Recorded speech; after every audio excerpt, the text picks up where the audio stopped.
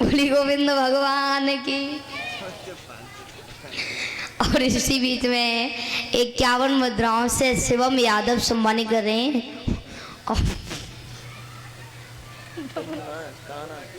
सही से देखो, कहना नहीं है, सही से लिखना, ठीक है। शिवम यादव भैया फरमाइश से सदा वृक्ष सौरंगा गाए दें, एक कड़ी गाए दें। तो ध्यान रखना, एक बार सदा वृक्ष सौरंगा से बोला है ललांशु। अरे किन की हो तुम लाडली, अरे मेरी किन की हो तुम लाडली, अरे मेरी सोई का है तुम्हारो गंगा नाम जी।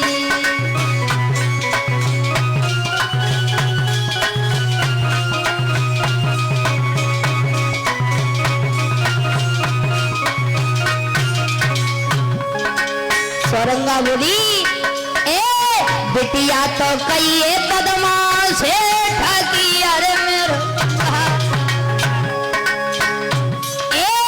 लाडो तो कई कदमा से ठगी, अरे मेरे सोई सौरंगा है मेरा नाम जी।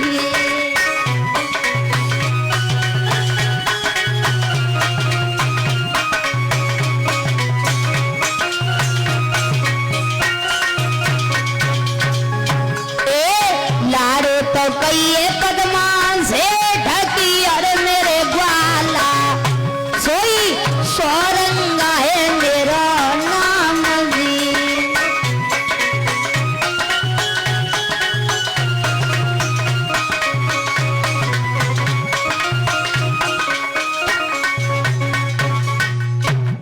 बोली गोविंद भगवान की। आइए कथा की तरफ, आइए अब गौर करते हैं कि किस तरीके से महाराज परीक्षित जी महाराज और मैया नवल देवी का विवाह हुआ है। और इधर महाराज ध्यान रखना, इधर एक बार वासुक और अर्जुन की सभा लगी हुई थी और सभा में सभी लोग बैठे हुए थे। तो एक दिन वासुक का जो दरबार लगा हुआ था, वासुक बड़ी सुंदर से आसन पर बिठा लिया और कहा कि बहुत ही सम्मान किया। थोड़ी देर बाद वासुक ने अर्जुन से एक बात कही है, सुनो, हमारी इच्छा है कि हम गर्भ की बाजी खेलते हैं। बोली कैसी?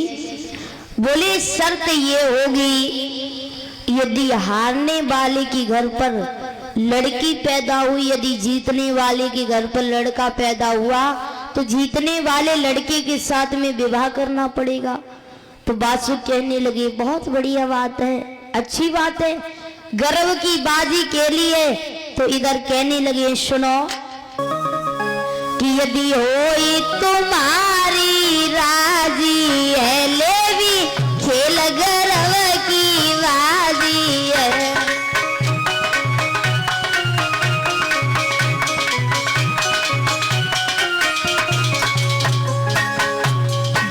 पीछे करे दगादी रे भाई, गंगा दी रे।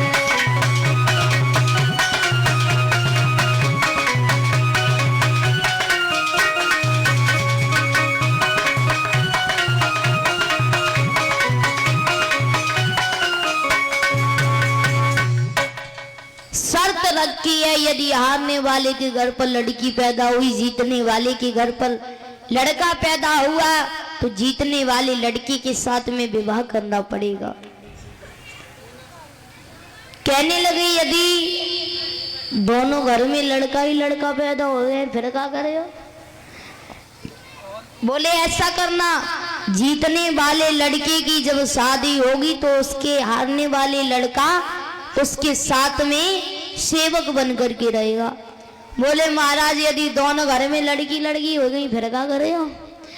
बोले यदि जब जीतने वाली लड़की की शादी होगी तो वो हारने वाली की लड़की उसकी दासी बन करके जाएगी। इतने वचन कहने के बाद में ध्यान रखना, इधर महाराज क्या होता है कि अर्जुन से बासुक हार जाते हैं। जब बासुक हार जाते हैं तो ध्यान रखना, अब तो बासुक को चिंता हो गई कहीं मेरे घर पर बेटी पैदा ना हो जाए, अरे विवाह करना पड़ेगा। इधर जो बासुक है महलों में पहुंचे और जैसी पत्नी ने आता हुआ देखा तो ध्यान रखना, आरे आवत वलवनी हार नारी ने और पलंगा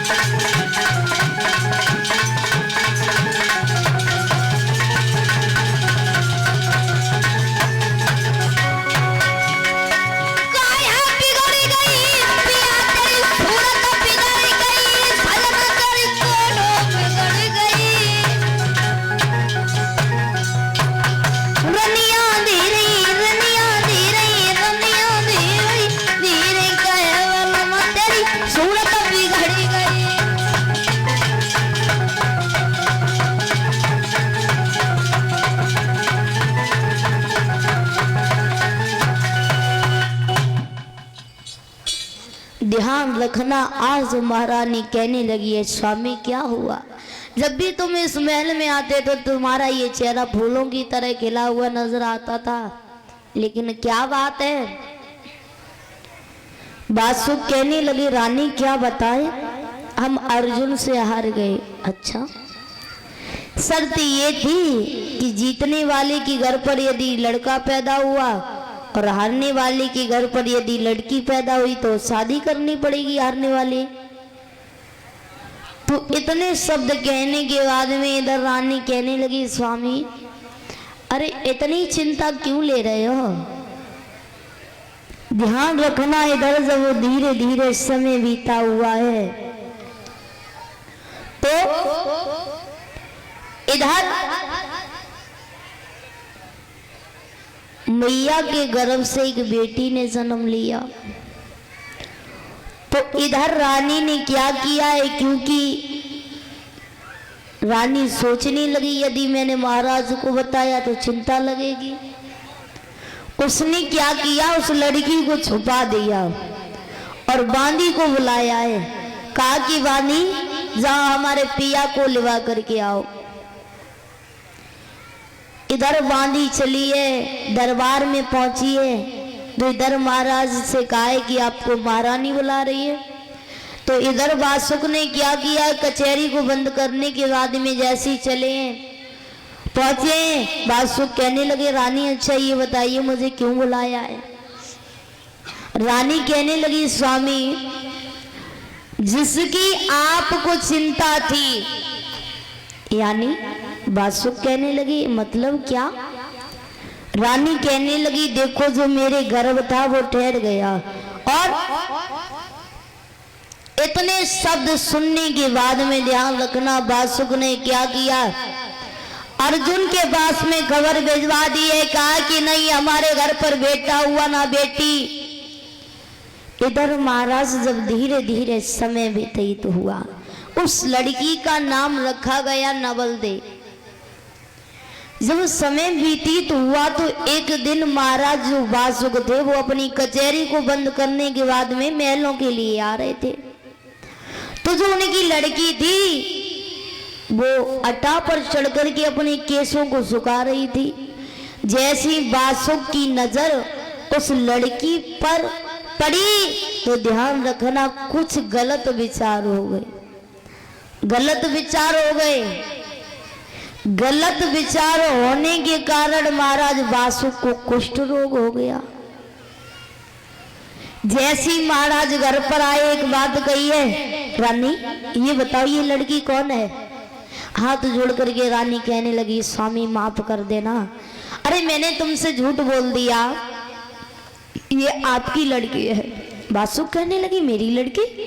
अरे आपने तो मुझसे मना किया था कि नहीं हमारे गर्भ से बेटा हुआ न बेटी, और मैंने तुम्हारे कारण अर्जुन से भी झूठ बोला है। मैंने उनसे भी कह दिया था मेरे घर में ना बेटा हुआ ना बेटी हुई।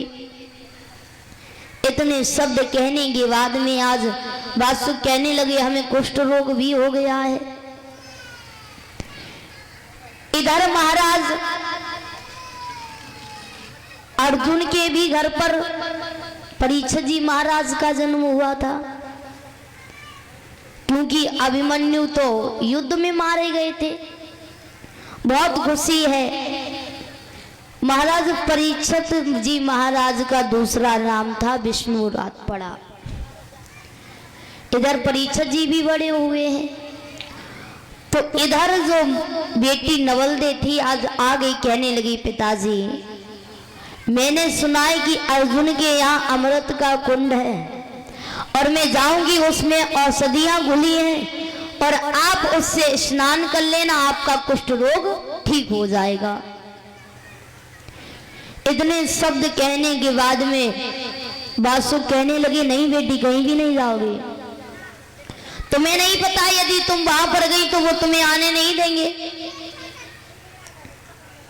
तो इधर नवल दे कहने लगी नहीं पिताजी बात नहीं मानी है, घड़ा को उठाया चल दी है, जल भर लिया, अमृत भरने के बाद में जैसी चली, क्योंकि परीक्षित जी महाराज पहरेदारी पर थे। कहने लगे कौन हो, क्या नाम है? कहा कि मैं बासुक की बेटी हूं, मेरा नाम नवल दे है। परीक्षित कहने लगे तुम्हारे पिताजी ने तो कहा था कि ना मेरे घर पर कोई बेटा हुआ ना बेटी। तब तक अर्जुन आ गए, कहने लगे बेटी अच्छा बासुक की बेटी हो? हाँ। अरे तुम्हारे पिताजी ने तो ये कहा था कि ना मेरे घर पर बेटा हुआ ना बेटी। और सारी बात बताने के बाद में नवल दे कहने लगी अभी मेरे पिताजी को कुष्ठ रोग हो गया है, मैं ये ले जा रही हूँ और अमृत इससे मेरे पिताजी स्नान कर लेंगी, उनका कुष्ठ रोग ठीक हो जाएगा, उसके बाद में आकर के विवाह कर लेंगे। इधर जो नवल दे थी चली है, आज महाराज अमृत लेकर के जैसी पहुंची है, इधर जो बासुक महाराज जो थे इन्होंने स्नान किया है तो इनका कुष्ठ रोग ठीक हो गया है। बहुत समझाया कि नवल दे बेटी मत जाओ, ध्यान रखना। इधर नवल दे चली है।